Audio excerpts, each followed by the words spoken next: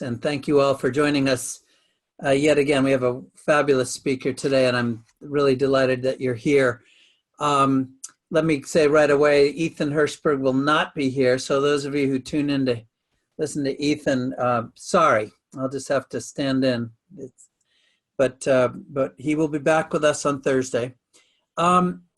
I remind you that this series is sponsored by New Hope Network and the Januzzi Group, Bank of America, and Whipstitch Capital. And we're really grateful to them for helping to put this on, and also the Hirschberg Entrepreneurship Institute, which is now only 1 week away, or nearly a week away, next Thursday and Friday, the 7th and 8th. And as I've said on every one of these webinars, if you have not yet seen the program, we'll show it to you at the end, but honestly, you're crazy not to attend.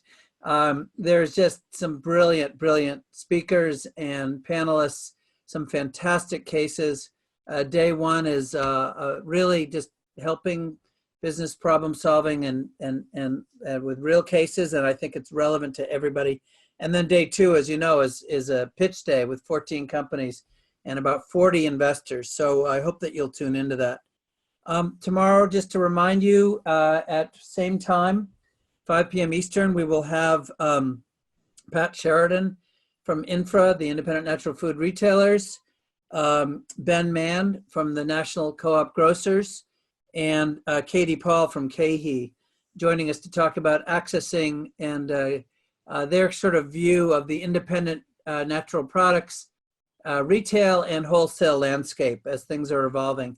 And, you know, a week or two in this time is certainly very dynamic, as we've seen with the results. I think we're going to be at over 50% of you not concerned pretty soon. I love that polling result.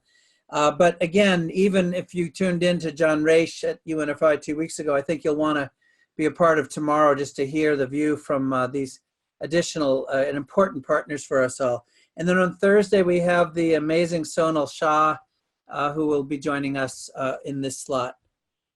Today, however, we have just one of the people I really admire in this world. I'm going to embarrass her, but I would say the legendary Myra Goodman, who along with her husband, Drew, founded also the legendary Earthbound Farms, one of the true the companies who's really helped to put organic on the map in this country. And you're about to hear Myra's story. So I'm just going to say simply first, thank you for joining us, Myra, and spending some time with us. Your life has moved in many different directions and ways since Earthbound, but it's wonderful that you'll be here to regale us with some of your hurdles that you've overcome. I also want to say to everybody, if you haven't seen this, Myra and I were doing a TEDx conference in New York City. God, you know, the usual problem of not remembering when. I think I'm going to say it was 7-8 years ago. And she gave an absolutely brilliant speech for all the critics of so-called big organic about why there's no such thing as big organic. And you got to watch it because it just was absolutely super. Oh, there it is, TEDx Manhattan. Thank you, Julie. You can see it on your chat. Check it out, folks, later. It's really, it was one of these great head nodding moments for me. So Myra is going to do what we do each of these webinars. She's going to share some of the Earthbound stories that she and Drew faced, the obstacles and how they overcame. Then we'll have some Q&A, and as Julie said, please use the Q&A function as we get going. But to start, before Myra joins us, we're going to actually watch a very short video that will tell you the Earthbound story. So Carlene, if you can cue the video, and we will go to that.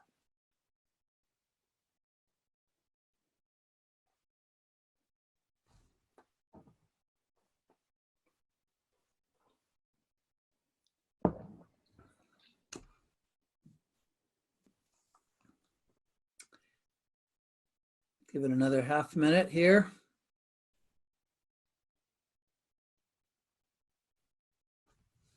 If you can't do it, Caroline, just let me know and we'll just turn right to Myra. Yeah, you want me to just start talking, or? No, I want to give a second. The video is great. Be good for people to see it. But. Yeah, it's the first 2 minutes, so everyone can hear me speak when I'm speaking. Yeah, right? yeah. Hello, thank you for having me, Gary. Earthbound did a 6-minute video of the history of the company, and this is just the first 2 minutes of it. And Okay. we really didn't document our history very well. We have a handful of photos, and they're almost all in this 2 minutes. Okay. Well, I'm going to give it another 10 seconds, and otherwise we will get going. So let's just see.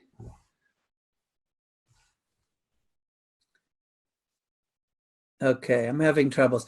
Myra, go ahead. Why don't we just start? Tell us your story. Do you think we'll, oh, Wait, here we go.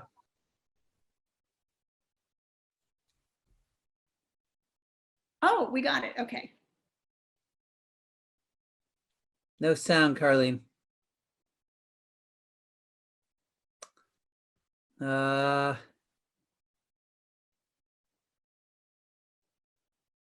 I think we will probably just go to you, Myra. Let's not worry about it. Okay, okay.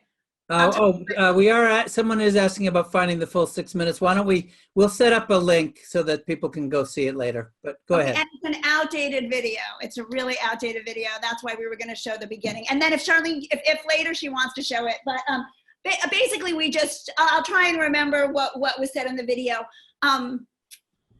So Earthbound Farm was founded by me and my husband, Drew. He was my boyfriend back then in 1984.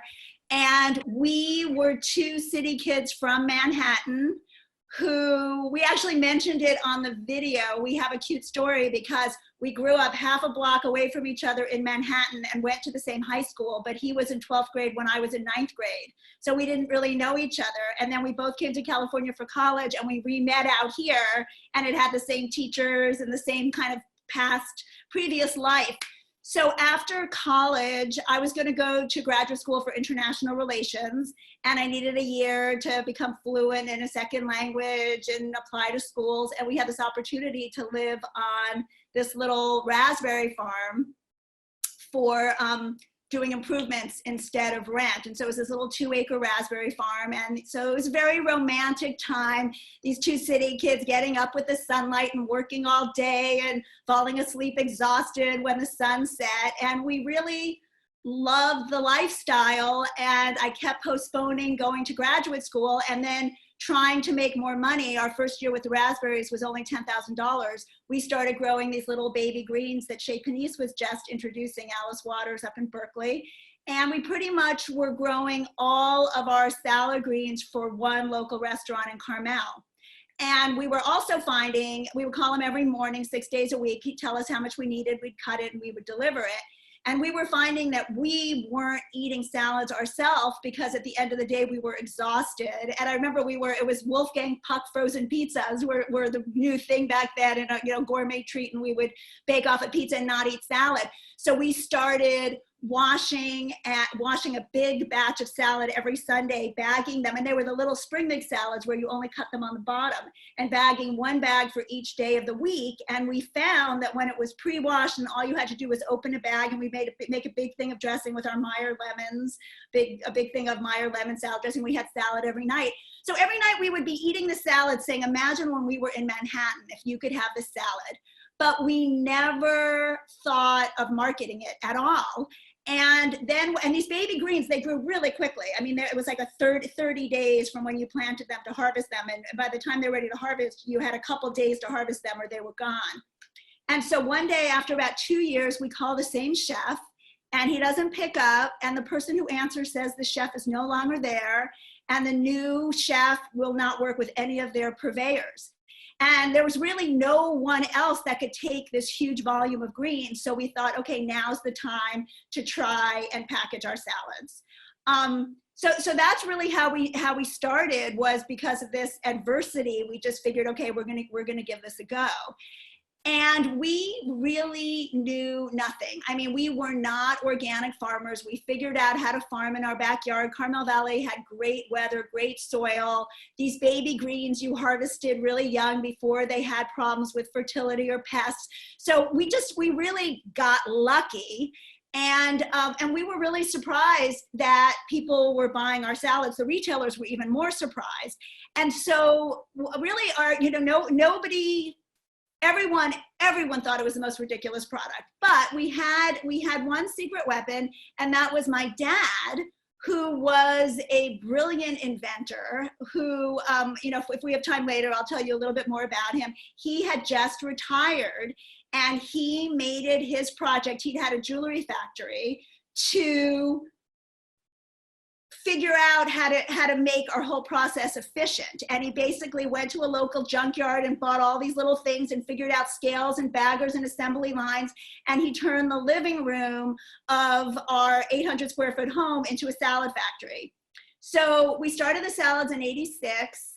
And by the time we grew the business, we had 2 babies. And well, actually I was pregnant in 1992 with my second child.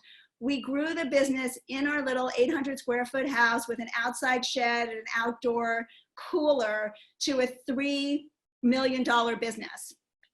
And then in 1992, we bought a property in Watsonville, which was about 45 minutes away, and built a 9,000 square foot facility that we thought would last us forever. Now, Gary, should I continue with the story chronologically, or do you want to go backwards a little and just keep going a little bit? Sorry, I think the challenge, the story is wonderful. I think you go any direction you want, but I think people are already, I'm seeing, loving your dealing with challenges. So. Okay. So, it was interesting. Okay. So what happened was, in 1992, this is a growth challenge. So at this point, one story that one of your staff wanted me to tell. So when we were in our backyard in Carmel Valley, we pretty much shipped FedEx overnight to these individual accounts around the country. There wasn't that much of a market. We couldn't fill a truck. And so one of our customers was Eli Zabar, who is the brother of Zabar's in New York, who owned a restaurant called EAT.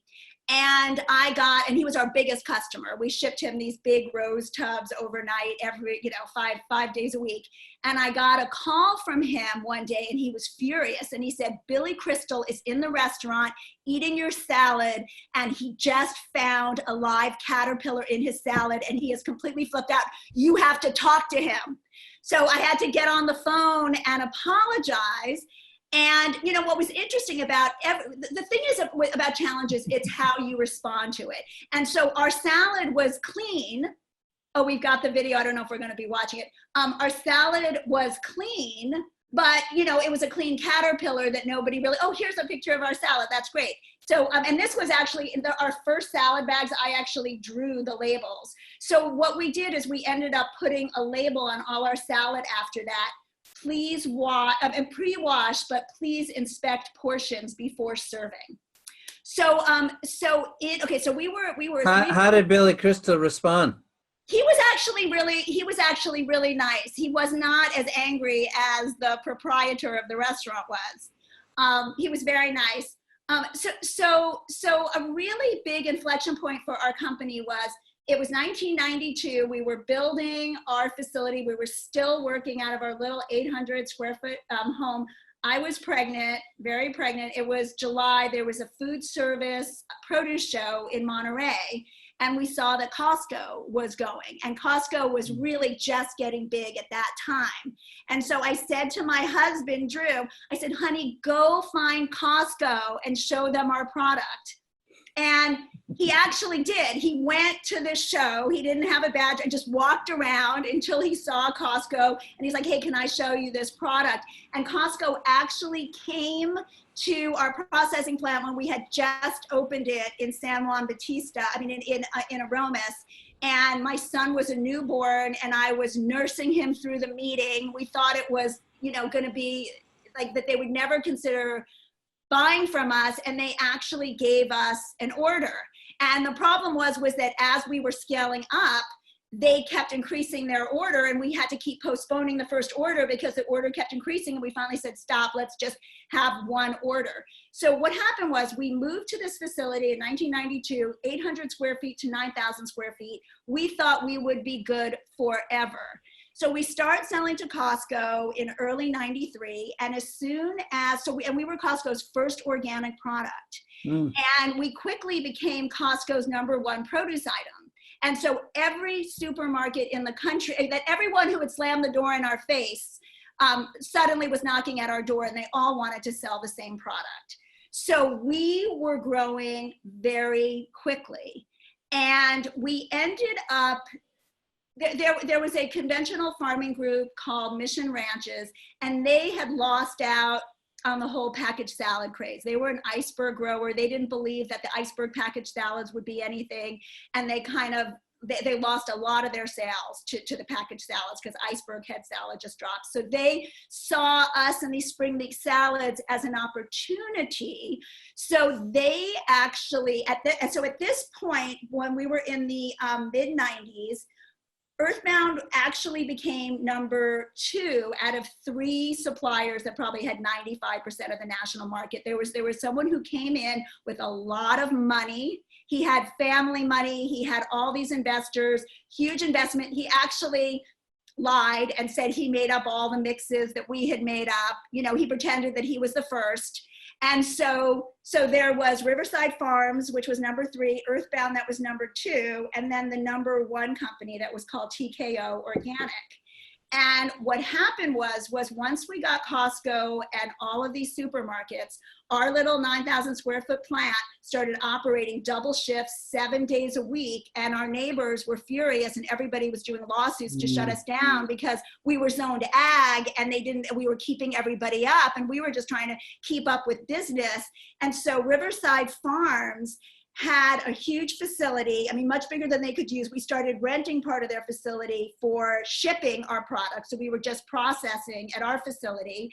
And we made a deal with these conventional growers that they were going to buy Riverside Farms, get their whole organic acre base, because transitioning to organic is 3 years, so you can't grow organic quickly. And then we were going to merge the companies, and they would take over the farming because we didn't have the farming expertise. We didn't have access to the land, and we would handle the processing and the marketing and the sales. And so what happened is this deal went through. We were doing this deal. It was supposed to go through January 1st, 96. And so we were in our facility, in this teeny facility, completely busting at the seams. And then the #1 producer went bankrupt. And we basically bought all of their intellectual property at an auction. And we basically all of a sudden had the opportunity to take over the whole country, spring mix. And we were already bursting at the seams doing Earthbound and Riverside's volume in a plant that was too small. So, I mean, I had to look it up, but like basically at that time, we went from 14 million in sales to 43 million in sales. So we almost tripled. And it was such a stressful time. And also part of the reason why this other company went bankrupt is because there were all of these floods. So not only were we dealing with all these customers and trying to get all this business when their supplier was gone, but we also had poor quality. We had a hard time getting enough supply. So that was a very stressful point for our company. One thing I do want to say, which I think is important because it really relates to the growth of our business, and that is that early on when we were still in our house and we were small, was probably the second year that we were doing spring mix, 1988, we were always organic, but we couldn't grow radicchio in the winter. And the radicchio is bright red. And we had all of these customers that winter that said, well, we're not going to buy your product without radicchio because it's just not pretty enough. It doesn't have enough color. So we found a conventional grower that had radicchio, and we started a conventional label because one ingredient was conventional called Superior Salad.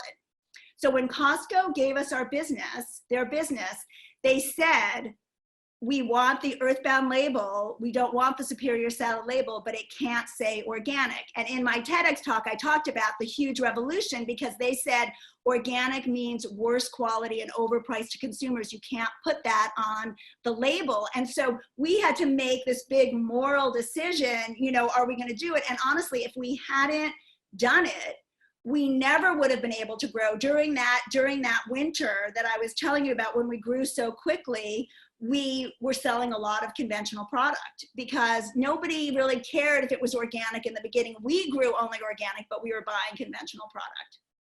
So that's the beginning of that's part of the Earthbound story.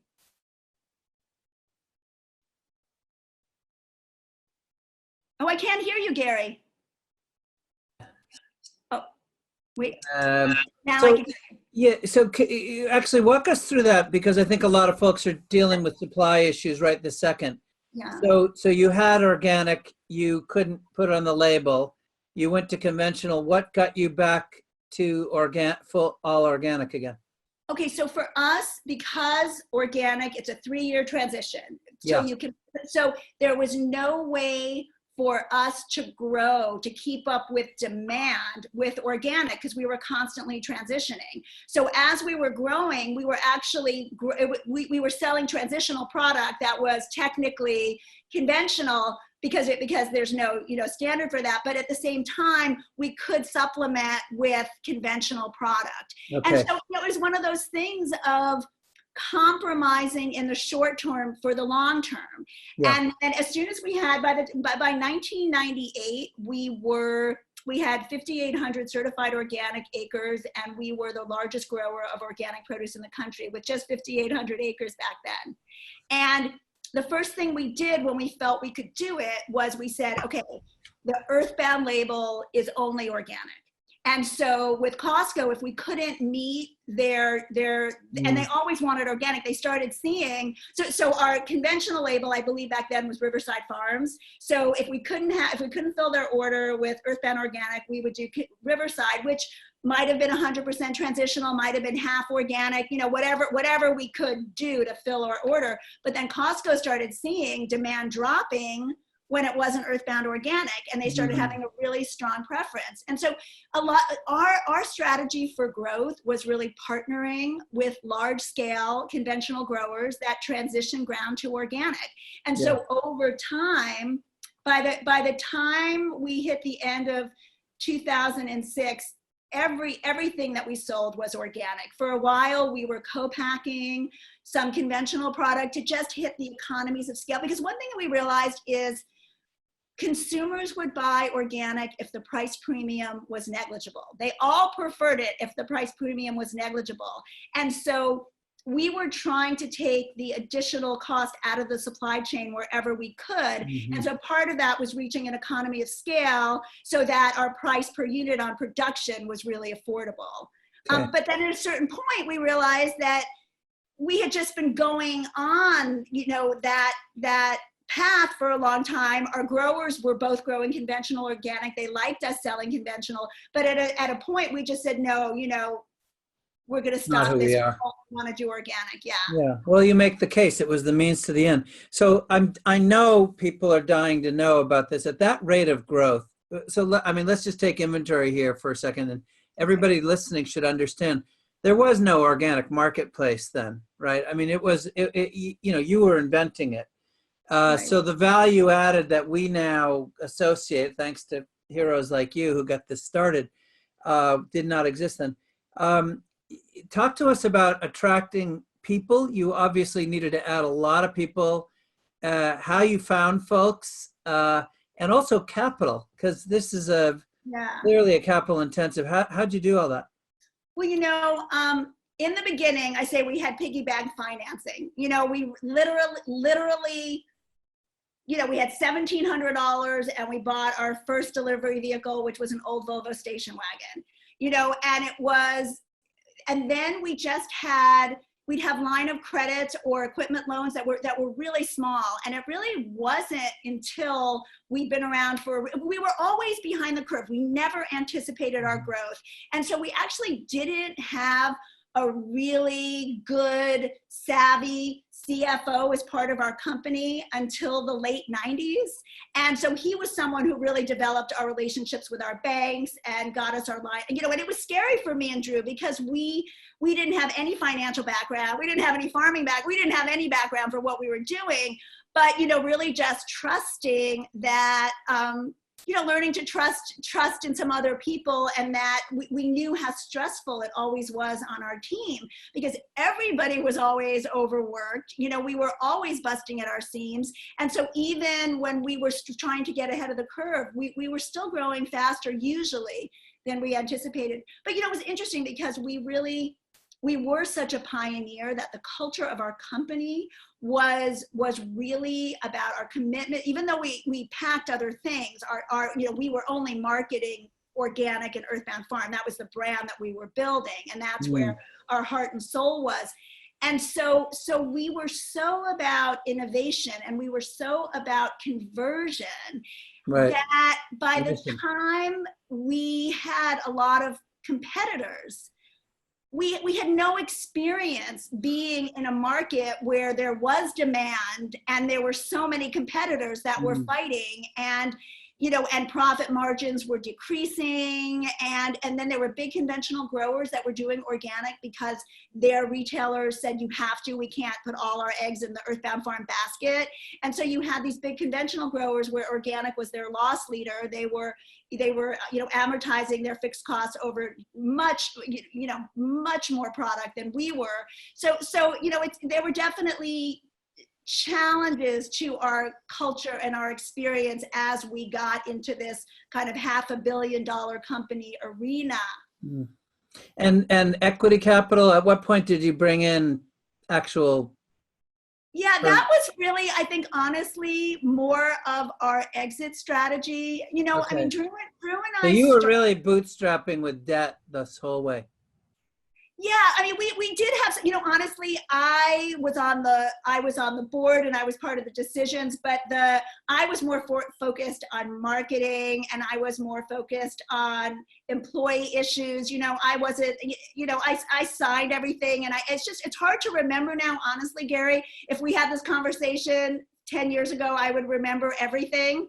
But, you know, for us personally, we started this company without any aspirations of being huge, and ag is very stressful. One of the things that I want to go back to, when we were the market, you know, if Earthbound was short on broccoli, suddenly the country was short on organic broccoli, and the prices would skyrocket.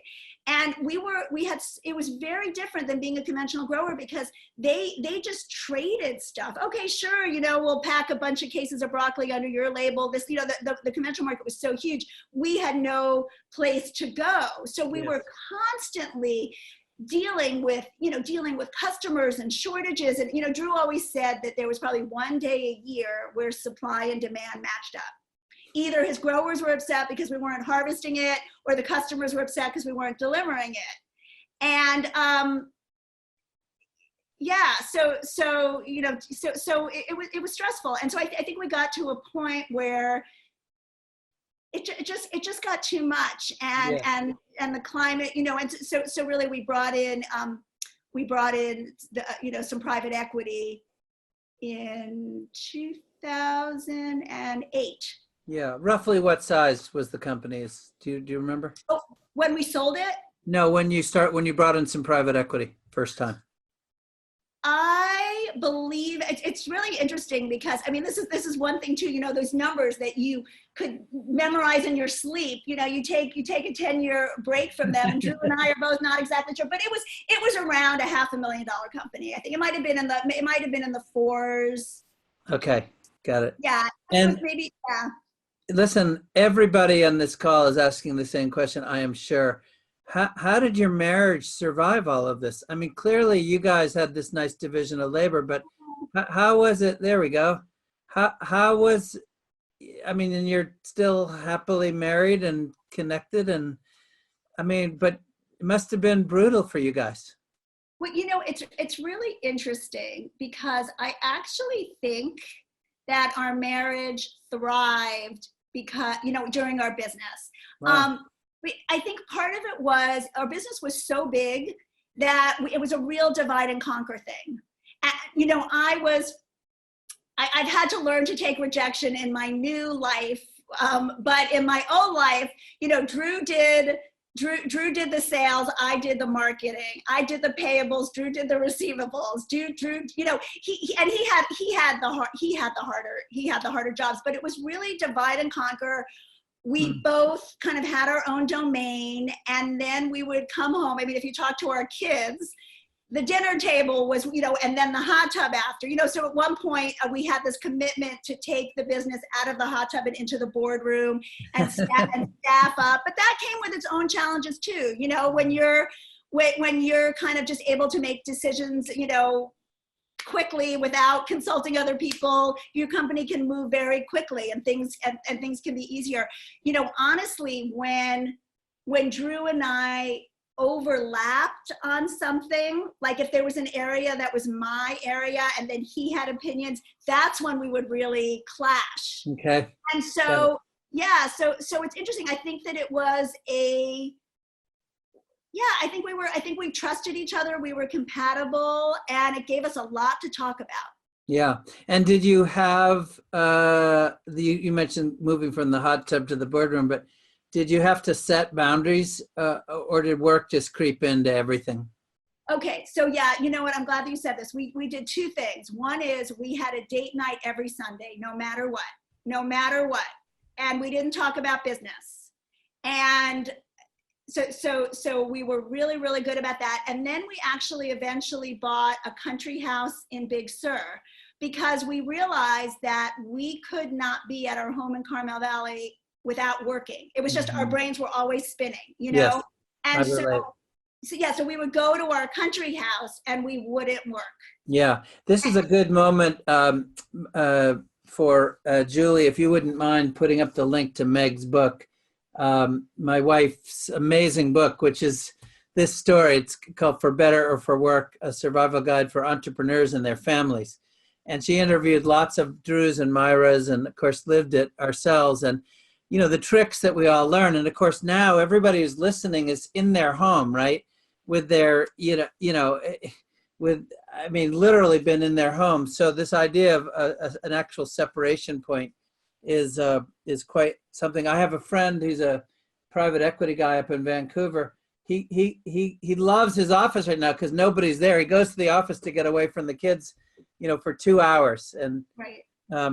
Listen, talk to us about, questions are coming in and I'm going to pivot to the audience questions in just a moment, but talk to us about supply. I mean, you've got growers who love you. You've got growers who I'm sure you were threatening because you're doing this whole other organic thing. What was your relations?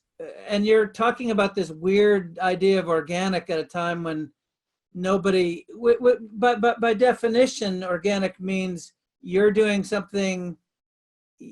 I mean, in effect, those who are using pesticides are wrong. And so that had to be tension. Can you talk to us for a few minutes about that? Yeah. It's interesting because when we first partnered with Stan Pura, who was the partner that we worked with closely in Mission Ranches, and that we first partnered with him just as a grower, and then we ended up, becoming official partners. I think that was a model that we were able to extend because, he had no idea that organic farming existed, and Drew and my story is like, we grew up in Manhattan. We went to the supermarket. You don't see the chemicals, you don't smell them, you don't taste them. We had no idea that food was grown with all these chemicals. We didn't know that until we got on the farm and there was the chemical shed. And so, it's just like, I have this clear image in my mind when Stan came and he had tens of thousands of perfectly laser leveled fields and every kind of tractor. And he sees our little operation, full of weeds and totally funky. He was very nice and very respectful. But he didn't know about growing food without chemicals. He learned from the chemical salesman. Here's a new chemical, just like doctors will learn from the drug salesman. And so we had this beautiful dance together, where he would try. What was really fascinating is when he started growing baby greens conventionally, he found that the chemicals that he used on the full-size lettuce was actually damaging the greens, and he couldn't even use the chemicals that he had thought he would be able to use on these different varieties. They were so delicate. And so we had this, this wonderful relationship where he actually invented the first automatic harvester for spring mix, which is what made spring mix salads really affordable. Before that, we had to cut them all by hand. Wow. And so that just cut so much cost out of it, and it made it really consistent. So we saw what happened when you brought the best of conventional agricultural technology and you used it on organic. You had more consistent quality. Also, when we started, we had no connections. We were these kids from New York, and we just had the crappiest pieces of land, in the most out of the way places, full of rocks, didn't drain. So our farming couldn't be as successful. And so he had access, he was one of those, had been in Salinas Valley for generations. And so when he started making money on growing organic spring mix and seeing that it worked, and seeing that, oh my God, my yields are increasing over time. Wow, I cannot be putting all these chemicals onto the farm. And so he had he was kind of a spokesperson. He had friends, he had relatives. So it kind of spread like that. So we were very lucky in that way. Yeah. Great. Listen, I'm going to get to these questions. I've got to ask, and by the way, before we're done, I want you to tell the audience about your new book a little bit, but we'll come to that, your current life in a moment. Can you, as you step back and look, this is the last thing I'll ask before we go into some really good questions coming in. And please, everybody, just don't forget, use the Q&A function. I can keep an eye on them. Greatest joy and greatest disappointment. Does something come to mind, like looking back at this? With the business. Yeah.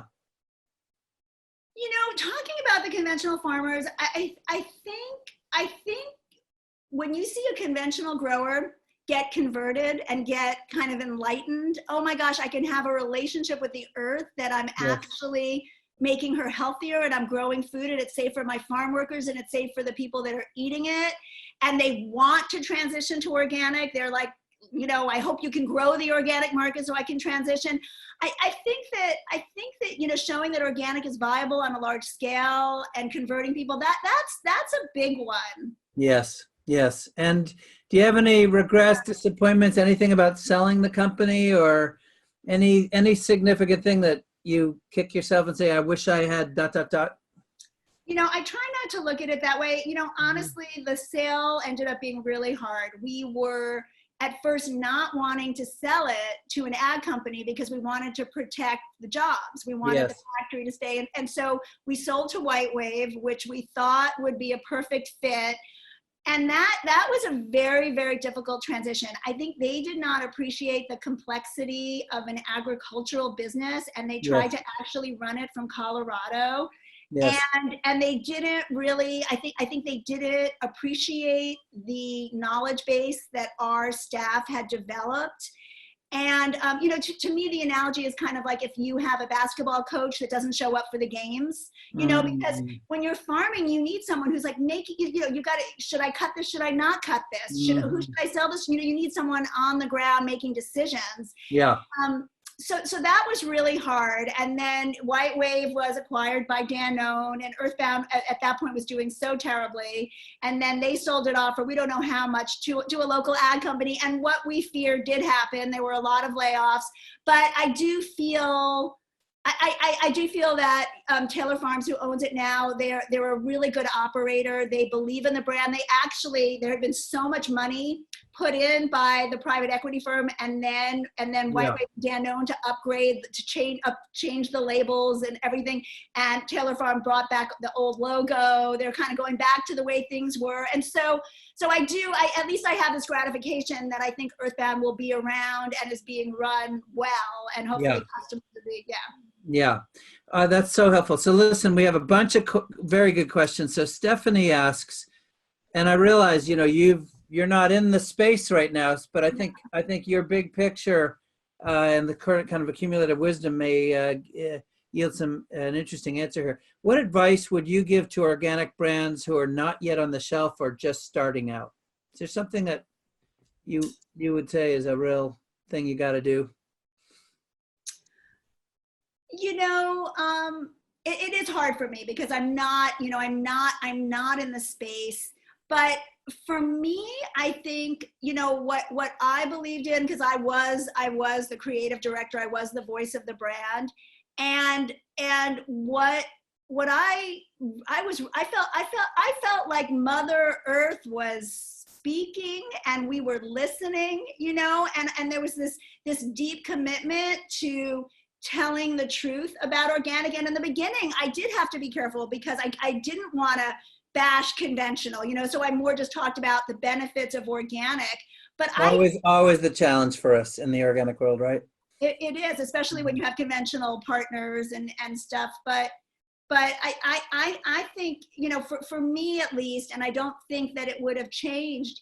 I think it's that really sincere, honest communication of what you believe. And, you know, I know when I was always very reactive to marketing copy that sounded really salesy. I always wanted the Earthbound brand to sound as authentic as I felt.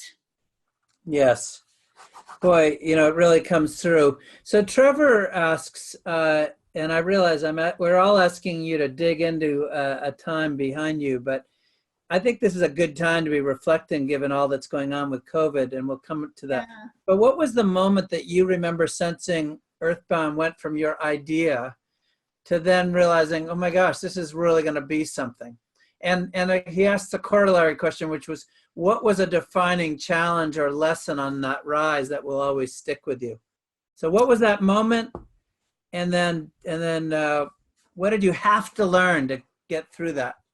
Yeah, I mean, for me, honestly, a moment was really early on when I walked into my living room and there were, you know, a bunch of employees working in my living room packing salad, and I was like, my living room is a salad factory. I guess I'm in the salad business. I guess this is what I'm doing. I'm not going to graduate school. You know, we had one bathroom we all shared with the employees.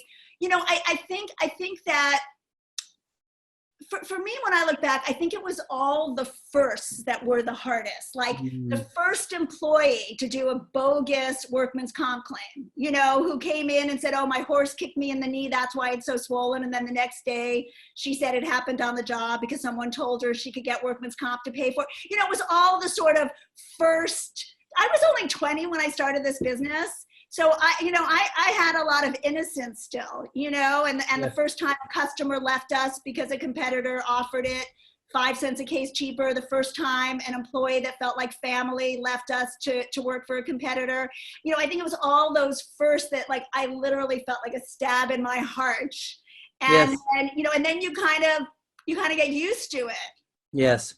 And Denise asks, and I think you partly mentioned this with your CFO, you didn't really have one, but Denise asked that, you know, she said you and your husband ran the business, but did you need to hire key employees to enhance your efforts? In other words, what were the things you needed to liberate the business to grow beyond you? Yeah, I mean, I have to say, you know, in the beginning, Drew and I did everything. And I honestly think, like, if you're an entrepreneur that bought an existing business, I think that's some of the best advice is do every job. You know, I shoveled the manure, I planted, I weeded, I thinned, I packed, I was showing your ladies that I was the bookkeeper. Look, Gary, this is the days before computers. Yes, I was there. When you had to pick up a phone, you couldn't send an email. So we did everything, which I think helped us really understand the business. We understood that if you planted lettuce too close together, it would be spindly and then it would break more in the washing process, and we could see it, we could talk about it. But yeah, as we grew, we had to, I mean, we had, you know, a lot of employees. Yeah, I think we were up to 1,000 employees, not including the farm work, you know, the farm work. But the key, you clearly needed finance.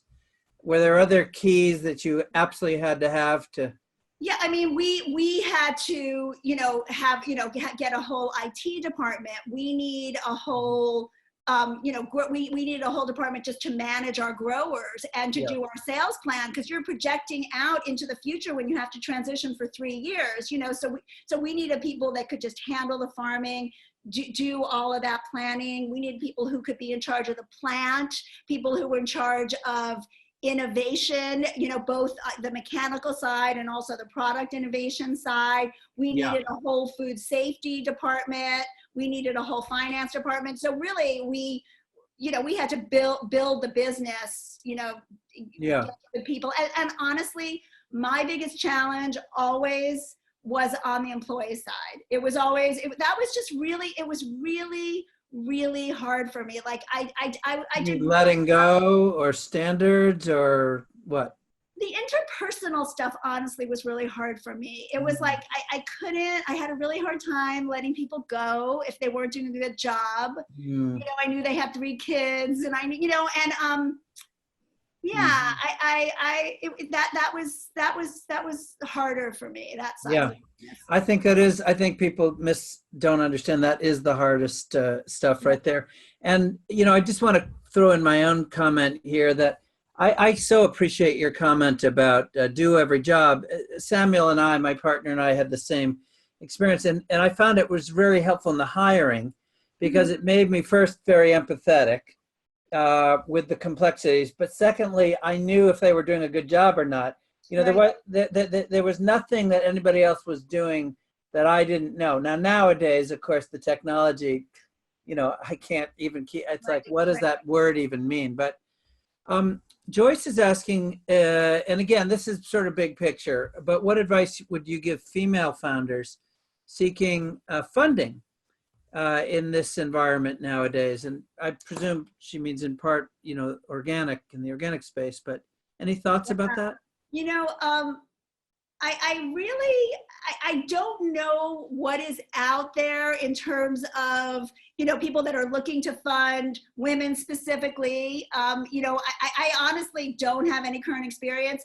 I know that for me in the ag world, I was the only female executive in any Salinas Valley ag company that I'd ever seen for probably the first 15 years. You Mm, walk in and all the women were the secretaries. mm, And so I love seeing women entrepreneurs out there. mhm. And I honestly, Gary, I do not know the current Yeah, environment. I can't yeah, give any specific advice. yeah, no worries. Here's again, the questions sort of cover all over, so bear with us. Mark asks, um, do you remember, I guess I'm going to Mhm. put that caveat in, with your growth, your margins average, and I don't mean percentages, but were you able to make money? Were you constantly chasing to make money? And also, do you know, like, were you at a just deep disadvantage to the conventional folks around you? Yeah. So, ag in general is definitely a small margin business. And I think that's also one of the why there aren't too many produce brands, is because we don't have that kind of margin where we can invest a lot of money in our brands. I think Drew and I were very conservative, and we actually did make money from the very beginning. Amazing. Yeah, we did. But we had to constantly try and figure out how to be more efficient. We had to constantly figure out how to add value, how to be, we so much of our business was about being first to market so that we could charge something that gave us a decent profit margin before the competition came in and knocked the price down, because they try and get our Yes. business by knocking the price down. So, that was kind of the treadmill that we were on, is like staying ahead of the innovation curve, because once, it was just spring mix salad or baby spinach or whatever, then we were getting undercut all the time. Yes, yes. Um, you really got Denise's attention here. Did your marketing communications give the message that organic was healthy for you? As you mentioned that consumers would pay for just a bit more money to pay for a premium product. Did you drift into health? Yeah, I yeah, mean, one thing I do need to say, you haven't said this, but one of the things that's so clear about the story that I know is that you weren't just introducing organic, you were introducing packaged salad mix. So, Yeah. Yeah. I mean, isn't it, I always had this problem with organic people. I mean, with yogurt, people would say, wait, organic, isn't all yogurt healthy? So how'd Right. you Right. handle that? Right. Right. It was interesting because in the beginning, there was nothing about organic in the press. There was no money behind promoting organic, and there was no test, there was no evidence. So it was almost intuitive. It's almost like now if I wanted to promote speaking to spirits, which it's kind of like it's like it was almost an intuitive sense, like these are chemicals that are meant to kill insects, kill diseases. They cannot be healthy to ingest and to feed your kids. There were a few things that happened historically, like when Alar happened, and there was suddenly there was evidence that these pesticides were causing illness. So I think that, in the beginning, it was a little more general. As soon as there was information out there that was showing that there was pesticide residues in children's urine, as soon as there was objective information, we could go a lot harder. Yes. It was much easier to go hard on the environment. But all the studies show is that consumers weren't making these choices based on the environment. Right. What's in it for me? Yeah, and the truth is that the people that were starting to buy organic back when I was doing the marketing, it was pregnant moms who were really worried. They just wanted to protect their babies in their womb, protect them from chemicals, the nursing they wanted. So they might not feed their husband organic, but they're eating organic and then they're feeding their babies organic. And then you had a bunch of people who had cancer. You had people who were like, these cancer rates are soaring. What is going on? There's got to be these chemicals in the environment, chemicals I'm ingesting. And so organic, Gary, was really, as you know, a consumer revolution. Like when we first started, these produce retailers, they did not want to have to carry an organic broccoli and a conventional broccoli. They didn't want to have to deal with 2 SKUs of every item, but it was consumers. When Whole Foods opened and a lot of these retailers lost business to Whole Foods and to these other natural retailers, and they started realizing, oh my gosh, there's a really strong demand for organic, I have to have organic. I mean, now you go into any market in a major city or, any area that's filled with organic. Yeah. Fascinating. I have to say a little commercial here for a nonprofit that's near and dear to me. We obviously started around the same time as you, mid 80s and or early 80s, and the market didn't exist then. And your point of a moment ago that the 2 primary motivators for organic are having children or having a health event. And of course, the latter has only increased, right? Since then, 1 in 2 Americans are now being diagnosed with cancer in their lifetimes. And in a moment, I want to bring this around to the moment, because obviously there's a surge of interest in protecting our families now with this COVID threat. But I do want to mention to the audience, I chair something called Organic Voices, which I think you know about, this nonprofit, which has literally every leading brand in the organic space is supporting this.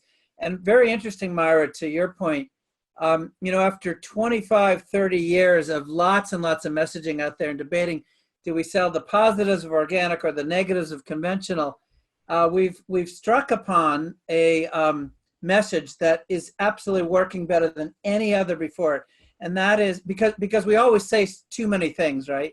What we say is organic, because this is you can't say you're pesticide free, right? Because you get drift but what you can say is organic. The label, the USDA seal, specifically explicitly prohibits the use of over 700 chemicals, and that's what we say. Skip this ad, and if you go to the Organic Voices site, onlyorganic.org, you can see this. Really, we actually literally put a 30-minute commercial up this year, and you can't believe the traffic. Average 8 minutes. So the world has shifted thanks to you and Drew and others. No, and when I used to do my spiel on organic in general, I would say when you buy organic, that it was grown without any, synthetic pesticides, but you also know it was non-GMO. You know there were no hydrogenated oils, no artificial colors or flavors, preservatives. That there's so much that you know when you buy a product that's certified organic. Well, the consumer gets overwhelmed, and that's why in the end, pooling, we did 2 days of a retreat in Chicago where we took all of the leading companies, including, by the way, Earthbound, obviously after you, and we did 2 days of pooling consumer insights. And we said, look, we're going to leave this meeting with one thing. And turns out the one thing is over 700 chemicals prohibited. And people see that and say, wow. Yeah, that's great. That's good to know. It's really cool. By the way, Stephanie was asking 1 and 2, my quote about 1 and 2 people. So this is, I was quoting the president's cancer panel, which unfortunately this administration has not convened, but every president from Reagan through Obama convened. And the panel reported to incoming then President Obama that 41% of Americans alive today will be diagnosed with cancer in our lifetimes. And they implicated exposure to chemicals as the primary cause. And now that number, we know from the American Cancer Society, is now at 1 and 2, or 50%. Here's a different question from a different era. Well, a lot of these are. Trevor's asking about the organic cafes and why we haven't seen more of them across America. Of course, Sweet Green is out there selling a ton of organic, but you want to comment about your experience with cafes and Carmel? So I started in 1992 before Costco, when we actually moved out of our house to Watsonville, and I was pregnant. I thought I was going to stay back in Carmel Valley, and I opened a little farm stand. And we ended up, then, you know, the Costco catapult, our business got huge, and I wasn't a stay-at-home mom, but I was going to be a stay-at-home mom with this little farm stand. And we opened, it was the 3rd certified organic kitchen in the country when we opened it. And I had this, you know, kind of, it's outrageous how few food service operations use organic, and we've got to, you know, get it out there. And I have to tell you that we never could turn a profit. I mean, what's so hard is that the premium price for, and this is back, okay, like 20 years ago. Actually, my son is 27, and well, yeah, 20 years. That's how we measure, yes. Yeah, that's how we measure 20 years ago. So I haven't really checked prices in the last 10 years, but I know organic is still a premium. And when the multiples of your ingredient cost in food service, like back when we had our targets, it was like a high quality restaurant, your food was 1/3 of your retail price. And so, you know, you're basically multiplying this price premium. And when you get to, I mean, the reason why we were so lucky with our baby green salads is the price premium was negligible. But when you start looking at dairy, when you start looking at meat, when you start looking at nuts, and you start getting this price premium to have an all organic menu and actually charge what you would need to make a profit, it's pretty prohibitively expensive. Like maybe someplace like New York, but we were never able to charge what we would have needed to even break even. Yeah, so I opened 7 restaurants, you might remember, called Au Naturals, in a kind of a moment of optimism. And one was in Manhattan. And my problem was that, you know, charging what we needed to charge, you know, with McDonald's and Chipotle's and other non-organic around, but also every time we would open, a Whole Foods would open up nearby. And of course, people don't realize how much food service they really do. They would just sort of suck the oxygen out of the room. The other problem I had was, of course, I built mine in New York on the Hudson River at Chelsea Piers, and Hurricane Sandy came through, and next thing I know, I had a refrigerator floating. So that was a hard thing to rebuild from. Here's a speculation. A historic question. Did the private equity people find you, or were you out looking for them? No, we were on the market. We were. Did you use a banker? We were being shopped. Houlihan. Yeah. Okay. Oh yes. Okay. Good. Yeah. And somebody asked, Sydney asked, at what stage were you when you could first justify your first hire? Do you remember? Oh my gosh, I was thinking about this today because, you know, we live on the farm. I walk the dogs right around, you know, which is now our guest house. Our first hire, Drew and I we had a woman who would come, a housekeeper, every other week for 2 hours.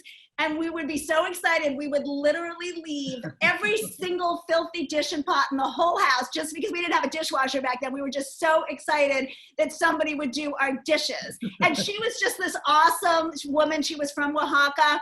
Her name was Ophelia Hernandez, and she would just come and clean up.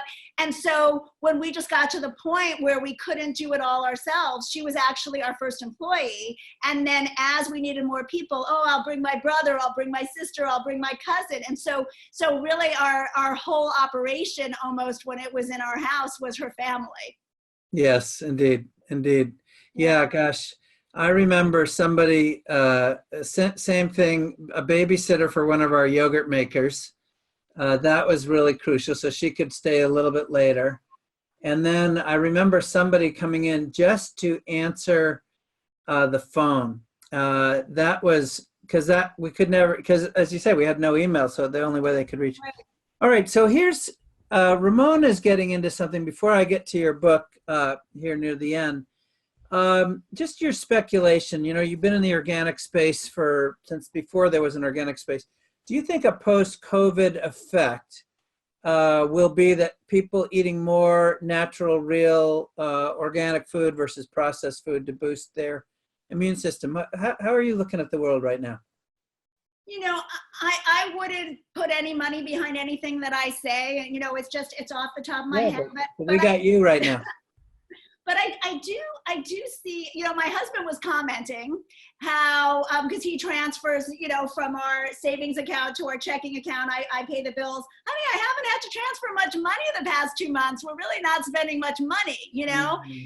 And of course our accounts have shrunk and, you know, but I think, I just believe that there has been some recalibration. And I think that there is, you know, the people who are committed to sounding the warnings about climate change have been screaming until their voices are sore, and most people ignore them. It's like, there's, you know, that's what these epidemiologists have been screaming about a pandemic, and people were ignoring them. And I think that there's something about this happening to us in our lifetime where we realize, oh, these awful things actually could happen.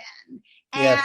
And so I think I'm making 2 points at the same time. Mm-hmm. One point is that I think we're recalibrating and we're realizing we don't need so much clothes, so many jewelries, we don't need so many vacations, we don't, you know, and so that gives us more income to focus on what's really important, our health. And the thing about organic is when you choose organic, you're protecting your health. I think the pandemic is having us be more conscious of health. It's preventative healthcare, right? Preventative healthcare, we're all connected. You know, these farm workers, we're realizing are heroes that are out there. You're protecting the farm workers that are not out there with all these toxic chemicals. That's and right. Gail has done a great job showing, and I don't know if other people are showing, how organic combats global warming. It sequesters carbon in the soil. So Definitely. When you choose organic, you're getting the best tasting food, the most nutrient rich foods. I mean, there's all those studies that show that organic is more nutrient rich, the soil is healthier. So you've got your personal benefit, you're helping to protect the environment. And I think people are realizing, oh, wow, you know, yeah, these bad stuff can happen, you know, yes. And what can I do to prevent this? And I think organic is one of the most simple and straightforward and profound ways to protect ourselves and the world. Yeah, well, the planet has certainly been calling for help, and we haven't been listening. But I think there's clear evidence that this is fundamentally an environmental problem that got us here, and obviously our healthcare system is out of control. We're funding the wrong end, right? It's really sickness care. Exactly. And so I agree with you. And I just need to say, from the hundreds and hundreds of companies I'm dealing with right now, I'm very optimistic that, yes, the bubble is growing. People are getting trial. You know, one thing I want to say before we let you close by telling us about your book is, you know, people are obviously financially nervous right now too. And so what I tell folks is, look, don't worry about buying everything organic. Buy what you can. And obviously those things like produce, where it's direct, you know, pesticides are being applied. And I would say dairy, Right. because it's animals and animal health, and organic Right. cows live twice as long. Those are good places to start. Okay, Myra, before we wrap, been working. You just released an amazing book. Can you tell us 2 to 3 minutes? Oh, 2 to 3 minutes yeah. about? Thank you. Yeah, so I told you about my dad who invented our equipment. Yeah. And so it was really interesting. My dad, when he retired, helped me and Drew launch our business, and he taught us about manufacturing and how to think. I was a 20-year-old kid that didn't know anything. And so my dad and my mom are both Holocaust survivors. And my dad survived 3 years as a slave laborer in 7 different Nazi concentration camps, while his whole family, except for one sister, was murdered. And he came to America, 6th grade education, really an American dream story. No money, no English, no skills. And he was an inventor, and he revolutionized the jewelry industry, and then helped revolutionize the salad industry. But he was really depressed for decades, and then he applied his genius to his own mind and figured out how to heal himself. And he kind of went out of his darkness into the light and left me his roadmap in an unfinished manuscript, which I found after he died, right after we sold our company. And Wow. so it just felt like my second big mission of my life. My first was organic, and now it's bringing my father's wisdom to the world. And my book, actually it's 2 weeks today that my book came out. And it's up on the screen, Quest for Eternal Sunshine. Myra, thank you. First, thank you for your and Drew's vision and your heroism, because you were right what you said before. This is really about saving the world. I don't think anyone ever set out to poison ourselves. I don't think anyone ever set out to put this massive amount of pesticides and chemicals, but it's just what happened, right? And I always say we got into this one step at a time, and that's how we're going to get out. But you helped the world to take a huge step, and so we really owe you thanks. And of course, thank you for being with us today. You've been Gary, and you continue to carry the torch with so much enthusiasm and so much wisdom, and in so many powerful ways. So I feel so honored to be a part of this program, and I'm really impressed with what you're doing. Yeah, good. Well, let me quickly, as I like to close, let me recap what I heard as some of the key takeaways. It's obviously impossible, but I just, adversity caused you to take the leap. Right at the beginning, it was really responding to a crisis, and that's, I think, a good lesson for us all. Pushed you off the edge, right? Got to dive in the cold water. I love, one of my adages is, if you don't ask, you don't get. And I love Drew, go find Costco. I mean, that's so great. First of all, I love that Drew takes your orders, which is, not always true in our house. But second, go find Costco. And damn it, everybody who's on this call, go find Costco. That's such great advice. Compromising in the short term for the goal of the long term.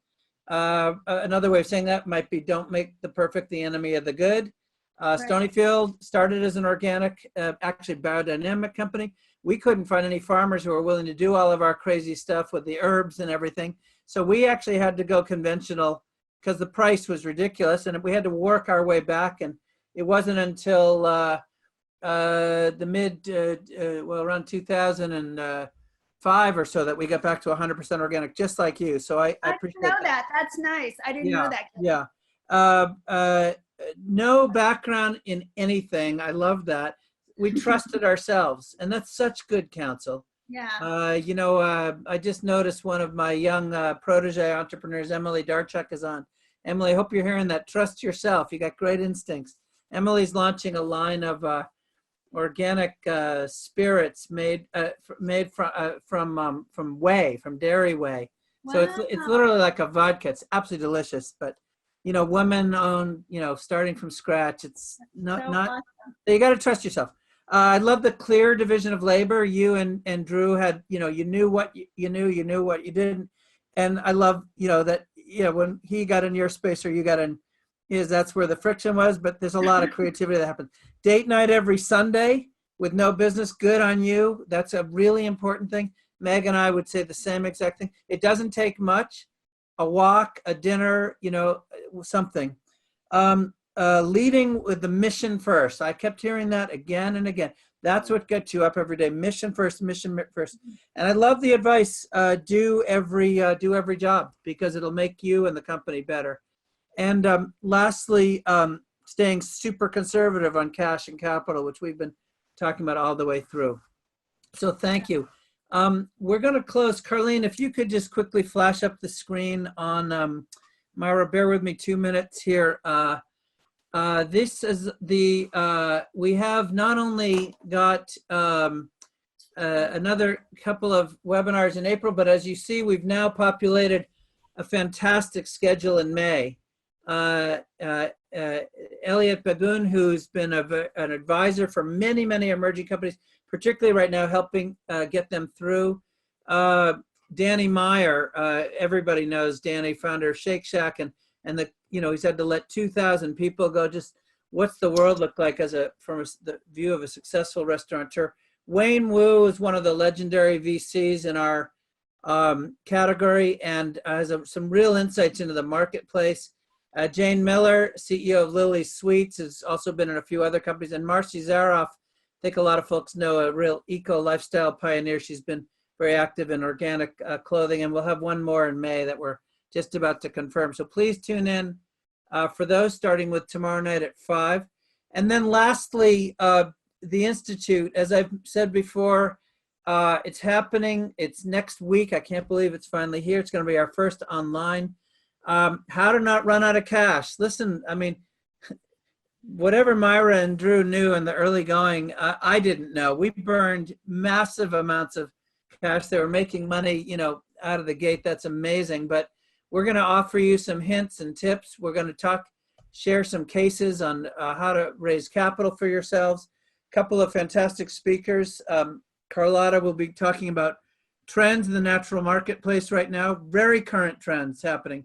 And Don Clark, the Senior VP of Merchandising, Buying for Whole Foods, will talk about partnering with Whole Foods. We'll have positioning, your brand story, marketing. I got to get you, Myra, on our panel one of these years. And then Friday, we'll start the day with Walter Robb talking about leadership with heart. And then 14 pitches going all day long, including in the middle, we'll take a break. And Corinne Schindler, former CEO and founder of Infra, and Ben Nauman from National Co-op Grocers will also talk to us about selling with them. Thank you all once again for joining us. Myra, I can't thank you enough. It's just so great to see you, and you did a wonderful, wonderful job. So thank you all. Nice, Gary. Thank you. This was really fun. Thanks so much. Good luck to everyone. All right. We'll see you all soon. Stay safe, everybody. Bye. Bye.